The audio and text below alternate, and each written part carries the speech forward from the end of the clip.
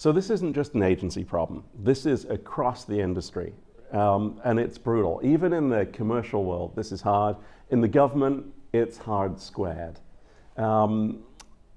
Salary is never going to do it, right? There's no amount of money you can pay to keep a cyber person who's good and unfulfilled, right? So what you have to do is pay people enough that you take money off the table, and that's hard within the government because you've always got their sort of brain drain out to the commercial world.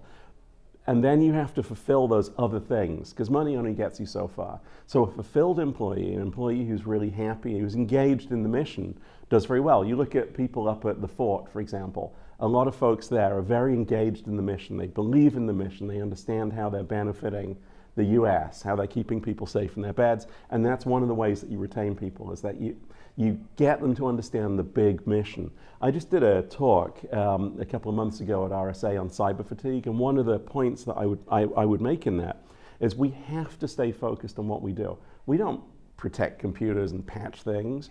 We're protecting people. We're preventing bad things from happening to good people. So by focusing on the mission, that helps, but there's a much bigger problem, right? So mission is only part of it.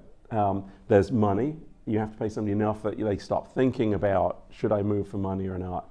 There's the mission, but there's also a critical skill gap, a shortage of people. So you have to use computers, basically. Any place that you can save manpower by, optimizing your workflows and security. So you should leverage orchestration and automation wherever you can.